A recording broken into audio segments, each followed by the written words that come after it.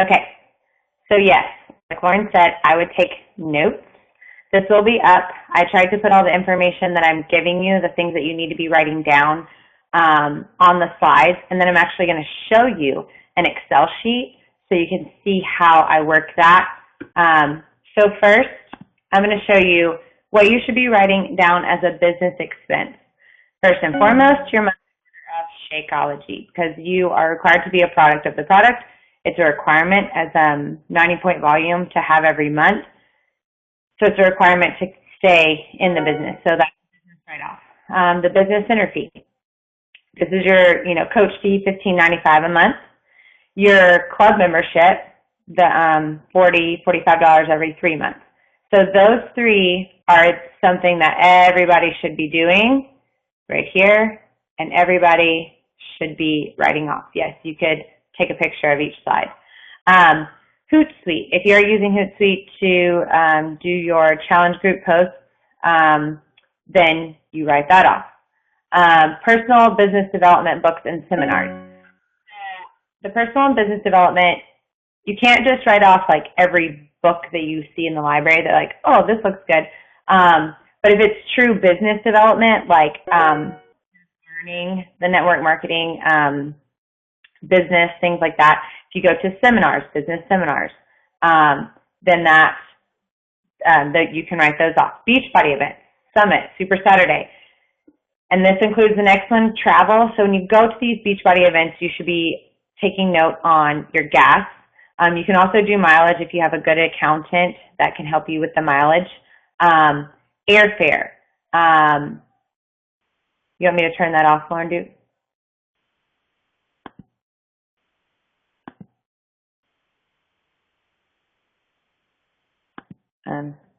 Sorry. Airfare to and from the hotel room, and per diem. Again, that would be, you can either save your gas receipts or you can do your mileage. Percent of your phone bill. And these were all given to me from my accountant. This is how he has set me up to do it, and other money people that I've talked to, this is how they do it as well.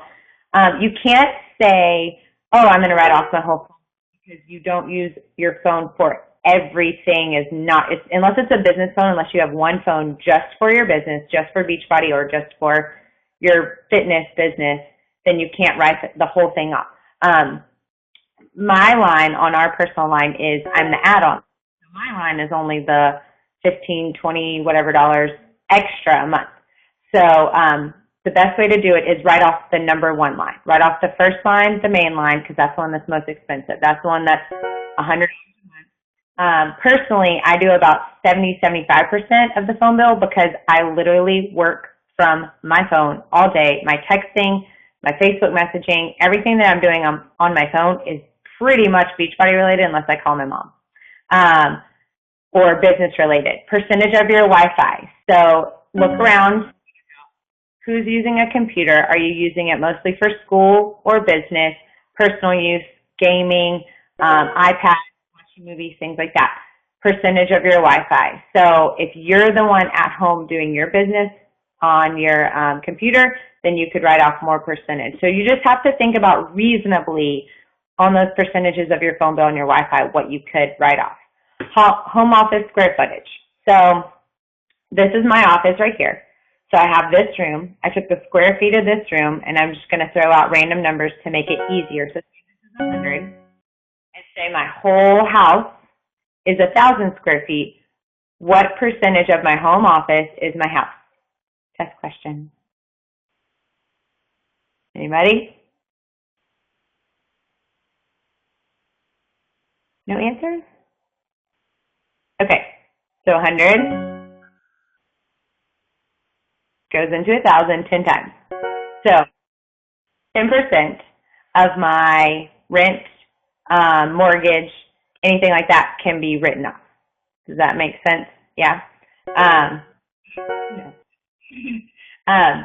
So if you can't just say, you can't just throw out a random number. You actually need to measure. You should have the square footage of your house.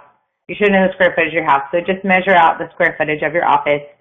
divide it into your house, and then times it by the rent or the mortgage, and then that'll give you how much you can write off for that. All right, so business education, we kind of talked about that, but anything else that you're educating yourself on for this business. So if you pay for a seminar, if you pay for something like that. Tax preparation. So when your accountant does your taxes, and then if he's doing all of your taxes as a family, that's still a business write-off for you. So for the 2000 taxes, that's actually going to happen in 2015. So it'll go on my 2015 account that next year. Childcare. All of us with kiddos. If you are taking your children to like a day away, a Mother's Day out, something like that, make sure that you're keeping note of your checks or you're writing this down in your checkbook. Have somewhere that it's going every time to how much you're paying for childcare. Meetings with clients, dinners, coffees, mileage and travel to those dinners and those coffees.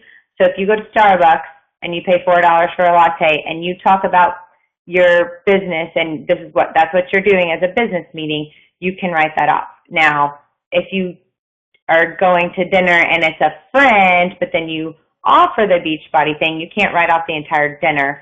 So again, think about reasonable percentages when you're looking at things like this. If you are certified, some of you are certified to teach some of these classes. I'm going to do my PIO certification next month. So you can write off that certification. You can write off your CPR, which if you're teaching classes, you should have a CPR. They're good for 2 years. CPR AED, all your workout clothes. And again, childcare. So yes, Shakeology, that's the first one. That's your write-off. Certification, your CPR, your workout clothes. That's what's nice is if you do get certified in your, yes, workout clothes. If you're certified and you're teaching, that's your business work. I mean, that's what your business attire. So you're wearing that to work out, which is great. If you teach a class, you can't just wear it right off all your workout clothes. Bank account. You need to have a separate account for where all this money is coming and going. Especially if you're covering your Shakeology and making in your commission checks and making, I would say, after you cover Shakeology, that's about 100. If you're making anywhere from like 2 to 500, that's where you need to really start thinking about let it just go into your personal bank account, because at the end of the year, especially if you're starting now, we still have 3 more months. So imagine if you're making $300 a month now, what you could be doing in December once you start building, that's going to get real muddled in a personal bank account. So get a separate account. Most banks, it doesn't cost anything. You just put $100 in that account and let $100 or $500 or wherever you want your break to be, let that be your even ground. So that'll be your starting, and you'll always, when it gets way up above, you'll pay yourself out $100. So that's always your starting point. Get a separate card. Get a debit card for that account so that if you go to the post office to mail somebody Shakeology samples, you can do it on that. Do all your expenses and deposits into that bank account. Check it weekly and make sure that there's nothing on there that you didn't do, no fraudulent things. Pay yourself out of that account. So the way to do it is, so if 100 is my starting point, I get, so ins and outs as it goes up, at the end of the month, I have $600. Now you write yourself a $500 check out of that account, and then you can write yourself a $500 check, cash it, and roll in $20 bills, or you can take that $500 check and deposit it in to your personal bank account, or you can even just transfer it. But that's how you pay yourself. That's what you end up paying your taxes on. You pay your taxes on the amount that you actually make after your business expenses come out. So what happens is, the reason we're doing this talk, one of the biggest things is you don't want it to look like, say all your Beachbody commissions in a 12-month period, you make $1,000 a month, you have $12,000. Well, if you just show that you made all this commission and you get your write-up from Beachbody at the end of the year that says you made $12,000, you got to pay taxes on $12,000. Well, think about your business fee every month, your Shakeology order, your Team Beachbody every quarter, childcare that you paid to sit down and work your business. You got certified in PIO, all that kind of stuff. Well, if you take into account all that, instead of $12,000 now, let's say you only made $8,000. So now you're going to pay taxes on $8,000 instead of paying taxes on $12,000. And if you're doing 20%, that's a huge difference in $4,000. That's $800 bucks. So does that make sense? Yes? Okay, so that's why you want to count your expenses, and that's why you want it to be a separate bank account. Oh, we'll go back. I'm going to screen share. I'm going to show you an Excel. So let me make this thing small. And let me get my Excel spreadsheet out. And I will show you how I've done it. And I'm just doing it with like 10s, 5s, things like that, so it's easy to see.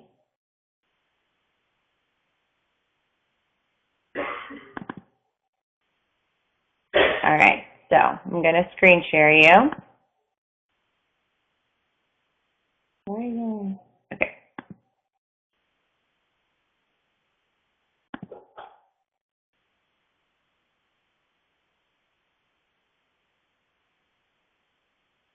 All right, give me like a thumbs up or a yes over here if you can see. Perfect. All right. So y'all can see my desktop. Let's say our starting point right here, $500. Okay. This is what people, I do a clean eating challenge where I give them all the recipes, all the everything, but I also include Shakeology for the week. So this is just an example. If each participant paid me this, okay, that's a in. Here's my Beachbody checks every week, so that's in. What I have right here, you see that little green thing up here? That means that it's doing a calculation for me. So if I click on this cell, you can see right here, it's the sum of all of these cells right here. Okay, and the way to do that, I'm going to do it on different ones so I don't mess anything up.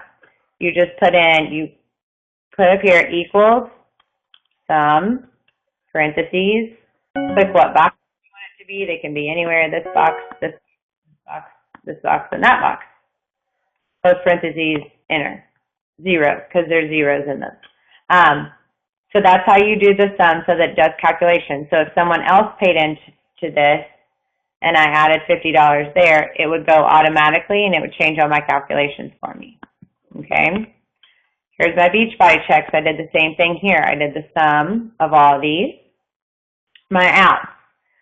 Shakeology order. So when I ordered the Shakeology to do the clean eating challenge for these Facebook ads, some people promote some of their posts, some people don't. It was just something I thought, so I threw that in there. Dinner with a client, $10 here. Shipping all these Shakeology orders out to them, $20 at the post office. Dinner with a client, my monthly Shakeology order, my business service fee, my club fee, and I did a DVD giveaway on my fitness page. So I've used one of the extra DVDs that came with something and did that. So I'm estimating that's about what that DVD cost. So I did the same thing here. So this equals all of these. Make sure when you put in your expenses, you're putting them in as negative numbers. So make sure you actually type it as negative $90. If you don't type it in as negative, you'll be like, oh, I have all this money. No, you don't. You just forgot to put a negative in front of it. This is my total for the month. So this was my in, and my out. So if you look up here, it's the sum of the B14, D14, S14, and my expenses over here. Because if I zeroed this out, or if I took that out of it, it would look like I made a lot more, make like $300 instead of $70. But if I look at the miles that I drove, so I drove 30 miles, 52 cents a mile, there's that. That's how much of my internet, that's how much of my rent, and that's how much of my phone. So here's my, and I didn't even think about childcare, but this is doing 75% of like a phone and internet. So if you're taking out all of that, look at where your total comes to. Now you're only going to pay taxes on $70. Instead of, if you looked here and you went, oh, I made $400 with Beachbody. Yeah, so you're paying a lot less taxes here because you actually are writing this stuff off. That is, again, why you need to do this weekly. You need to check your bank account and make sure that you're entering all your stuff into your Excel sheet. Monthly, you need to compare it and make sure it's all adding up. If you're off a couple of cents here and there, it could be, you know, we're little fish in a big pond as far as taxes are concerned. So they're not coming after people like us over a few cents, but just make sure that you're not off like $100. That would be big. So then what I do for my spreadsheet is, this is my end total. So when I go to make the next month, I go ahead and go, all right, so my starting total for the next month is the 567, maybe 38-ish something, and then I start from there. And on, 93, dang it, I was wrong. So this in total is my start, B1, and my total I ended up with at the month, and then that.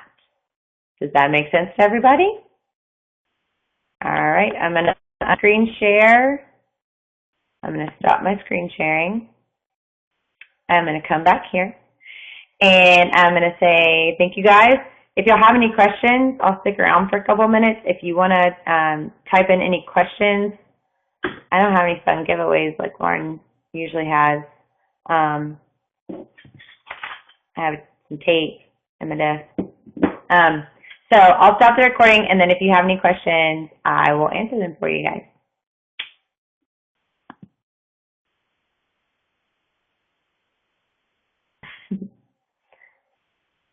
It was a lot of info, I'm sorry.